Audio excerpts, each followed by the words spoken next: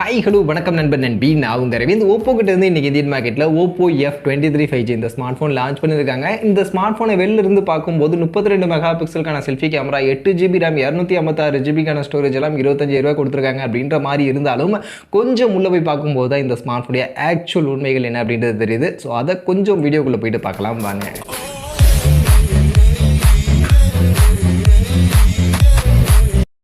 So first இந்த smart ஃபோனுடைய ஹைலைட்லேருந்து start பண்ணுவோம். So அதில் ஃபஸ்ட்டு இந்த ஸ்மார்ட் ஃபோனில் என்ன அட்ராக்ட் பண்ணது இந்த ஸ்மார்ட் ஃபோனுடைய அந்த லுக். ஆக்சுவலி டிசைன் இந்த மாதிரியான ஒரு லுக்கில் 2 கலர் ஆப்ஷன் கொடுத்துருக்காங்க, கோல்டு அண்ட் பிளாக் அப்படின்ற கலர் ஆப்ஷன். இதில் இந்த கோல்டு கலர் ஆப்ஷன் எனக்கு பர்சனல் ஃபேவரட்டாக இருக்குது. கொஞ்சம் லுக் வைஸ் பார்க்கறதுக்கு நல்லா இருக்குது அப்படின்ற மாதிரி இருக்குது.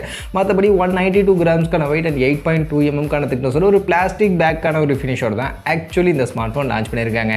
அதே மாதிரி இந்த ஸ்மார்ட் ஃபோனுடைய அடுத்த மிகப்பெரிய பாசிட்டிவ் என்னன்னா இதோட RAM and storage and pricing தான். ஏன்னா 8GB RAM 256GB ஸ்டோரேஜ் அப்படின்ற இந்த வேரியண்ட்டை தான் இவங்க ஆக்சுவலி இந்த ஸ்மார்ட் ஃபோனில் லான்ச் பண்ணியிருக்காங்க. இந்த ஒரே ஒரு வேரியண்ட் தான். அண்ட் இந்த வேரியண்ட்டை 25,000 அப்படின்ற ப்ரைஸிங்க்கு லான்ச் பண்ணியிருக்காங்க.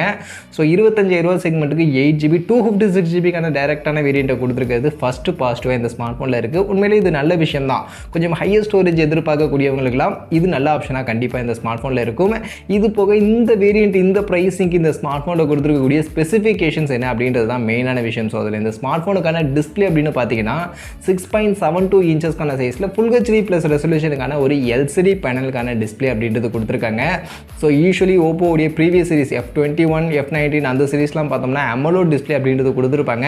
பட் ஏன் இந்த வாட்டி F23ல AMOLED டிஸ்பிளேவை கட் பண்ணியிருக்காங்கன்னு தெரியல. மேபி ப்ரைஸிங் கட் பண்ணும் அப்படின்றதுக்காக கட் பண்ணியிருக்காங்கன்னு தெரியல. பட் இங்கே இந்த வாட்டி LCD பேனலுக்கான டிஸ்பிளே தான் இருக்குது. பட் இது கூட 120 Hzக்கான ரெஃப்ரெஷ் ரேட், 240 Hzக்கான டச் சாம்பிளிங் ரேட் அண்ட் 680 நிட்ஸ்க்கான பிரைட்னஸ் வேல்யூ அண்ட் பாண்டா கிளாஸ்க்கான ப்ரொடெக்ஷன் மாதிரினா இந்த டிஸ்பிளே ஃபீச்சரோட இந்த ஓப்போ F23 5G அப்படின்ற ஸ்மார்ட் ஃபோன் இப்போதைக்கு லான்ச் பண்ணியிருக்காங்க. ஸோ டிஸ்பிளே எனக்கு பர்சனலி கொஞ்சம் டிசப்பாயிண்டிங் தான். AMOLED டிஸ்பிளே கொடுத்துருந்தாங்க அப்படின்னா கண்டிப்பாக இந்த ஸ்மார்ட் ஃபோனுக்கு கரெக்டாக இருந்திருக்கும் அப்படின்னு நான் நினைக்கிறேன். அதே மாதிரி இந்த ஸ்மார்ட் ஃபோனுடைய பேட்டரி அண்ட் ஃபாஸ்ட் சார்ஜிங்னு வந்தோம்னா 5000 mAh பேட்டரி கெப்பாசிட்டி அண்ட் அதை சார்ஜ் பண்ண 67 வாட்ஸ்க்கான ஃபாஸ்ட் சார்ஜிங்கான சப்போர்ட் கொடுத்துருக்காங்க. ஸோ இந்த 25,000 செக்மெண்ட்டுக்கு இது ஓகே, டீசென்ட், ரீசனபிள் அப்படின்ற மாதிரியான ஒரு ஃபாஸ்ட் சார்ஜிங் தான். பட் இன்னும் கொஞ்சம் பெட்டராக கூட 80 வாட்ஸ் அப்படின்ற மாதிரி கொடுத்துருக்கலாம். பட் இங்கே 67 வாட்ஸ்க்கான சார்ஜர் கொடுத்துருக்காங்க. இதுவும் ஓகே, ரீசனபிள் தான். அதே மாதிரி மொபைலுடைய பர்ஃபார்மன்ஸ் அப்படின்னு வந்தோம்னா ஸ்னாப்ட்ராகனோட 695 அப்படின்னு சொல்லக்கூடிய இந்த ஒரு 6nm சைஸ்க்கான இந்த 5G ப்ராசஸர் தான் இங்கே யூஸ் பண்ணியிருக்காங்க. அண்ட் இந்த ஸ்மார்ட் ஃபோனுடைய ப்ரைஸிங் 25,000 கண்டிப்பாக ஸ்னாப்ட்ராகன் 695 ஒர்க் கிடையாது. பட் 25,000 8GB 256GB ஸ்டோரேஜ் வேரியண்ட்டோட இந்த ப்ராசஸர் கொடுத்துருக்காங்க அப்படின்றதுனால ஓகே பரவாயில்ல அப்படின்ற மாதிரியான ஒரு ஃபீல் கொடுக்குது. பட் இருந்தாலும் இன்னும் கொஞ்சம் பெட்டரான ப்ராசஸர் யூஸ் பண்ணியிருக்கலாம். ரீசெண்டாக இந்த 25,000 செக்மெண்ட்டுக்கு நிறைய புது புது ப்ராசஸர் எல்லாம் வந்துகிட்டு இருக்கு. நிறைய 4nm ப்ராசஸர் எல்லாம் நிறைய ஸ்மார்ட் ஃபோன்ஸ் யூஸ் பண்ணிட்டு இருக்காங்க.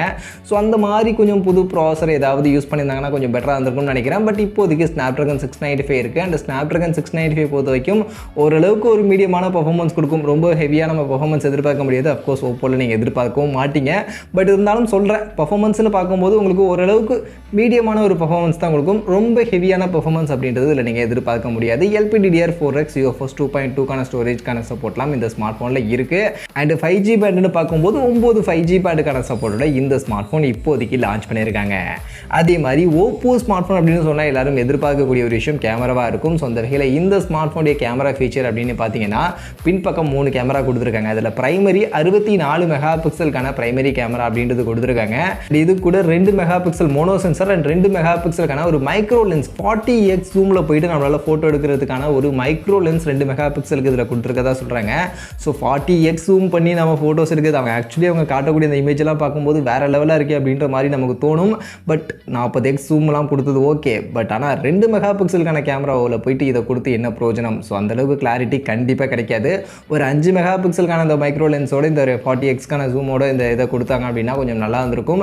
இங்கே இந்த ஸ்மார்ட் ஃபோனில் பார்க்கும்போது 2 மெகா பிக்சல் கேமராவில் இந்த 40x இந்த மைக்ரோ லென்ஸ் அப்படின்றது அந்தளவுக்கு யூஸாக இருக்காது அப்படின்றது தான் என்னுடைய ஒப்பீனியனாக இருக்குது. மற்றபடி பிரைமரி 64 மெகா பிக்சல் டீசெண்டாக இருக்கும். அண்ட் முன்பக்கம் 32 மெகா பிக்சலுக்கான செல்ஃபி கேமரா கொடுத்துருக்காங்க. ஸோ ஓப்போ எப்போவுமே செல்ஃபி கேமரா கொஞ்சம் ஃபோக்கஸ் பண்ணுவாங்க. ஸோ அந்த வகையில் இந்த ஸ்மார்ட் ஃபோன்லையும் செல்ஃபி கேமரா 32 மெகா பிக்சல் அப்படின்றது டீசெண்டாக இருக்குது. அண்ட் ஃபோட்டோகிராஃபி ஃபோட்டோகிராஃபி வைஸ் உங்களுக்கு ஓரளவுக்கு நல்ல பெர்ஃபார்மன்ஸ் கண்டிப்பாக இந்த ஓப்போ ஸ்மார்ட் ஃபோன் கொடுக்கும். பட் எங்கே பிரச்சனை அப்படின்னு பார்த்தீங்கன்னா வீடியோகிராஃபியில் தான் வரும். ஏன்னா ஓப்போ வீடியோகிராஃபி எப்போவுமே அவங்க கோட்டை விடக்கூடிய ஒரு ஏரியா. இந்த ஸ்மார்ட் ஃபோன்லேயும் அதை தான் பண்ணியிருக்காங்க. ஏன்னா மேக்ஸிமம் செல்ஃபி கேமராவாகட்டும் ரியர் கேமராவாகட்டும் ரெண்டுத்துலையுமே மேக்ஸிமம் 1080 பிக்சல் 30 fps தான் உங்களால் வீடியோ ரெக்கார்டிங் அப்படின்றது பண்ண முடியும். முன்பக்கம் 32 மெகா பிக்சல் செல்ஃபி கேமரா கொடுத்துருந்தாலும் வெறும் 1080 பிக்சல் தான் கொடுத்துருக்காங்க. ஸோ 4K வீடியோ ரெக்கார்டிங் கண்டிப்பாக ஃப்ரண்ட் அண்ட் ரியர் ரெண்டுத்துலையுமே கொடுத்துருக்கலாம். இல்லைனா அட்லீஸ்ட் 60 fpsக்கான ஃப்ரேம் ரேட்டாவது கொடுத்துருக்கலாம்.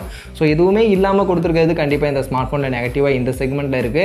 அண்ட் அதே மாதிரி உங்களுக்கு ஃபோட்டோகிராஃபி ஓப்போ ஒரு நல்ல பர்ஃபார்மன்ஸ் கண்டிப்பாக ஓரளவுக்கு டீசெண்டான பர்ஃபார்மன்ஸ் கொடுத்துரும் இந்த செக்மெண்ட்டுக்கு. பட் வீடியோகிராஃபி கண்டிப்பாக உங்களுக்கு இந்த ஸ்மார்ட் ஃபோனில் அந்த அளவுக்கு பெஸ்ட்டாக இருக்காது. அதை நோட் பண்ணிங்க.